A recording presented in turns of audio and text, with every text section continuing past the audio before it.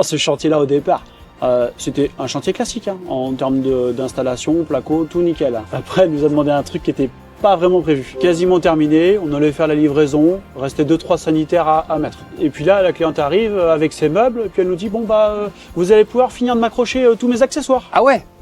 Ouais. C'est normal ça d'accrocher la déco? Accessoires, déco, bah non, c'est pas tout à fait dans notre prestation. Ouais, votre mari va vous bricoler, vous accrochez les 2-3 petites choses. Alors là, sa réponse, devine ce que c'est. Vaut mieux pas qu'il me fasse les bricoles, parce que là, autrement, après les vacances, faudra refaire du placo, de la peinture et autres. Hein. Vaut mieux que ça soit vous, monsieur Civelle. Ouais, tout ça pour dire qu'on critique souvent qu'on est en retard en planning, mais toutes ces petites choses-là, ça repousse la fin de chantier. En moyenne, en travaux complémentaires, supplémentaires, on est entre 10 et 20% de travaux en plus. Ah ouais. En moyenne. Donc tout ça, c'est des heures que vous pouvez pas faire de nuit, quoi.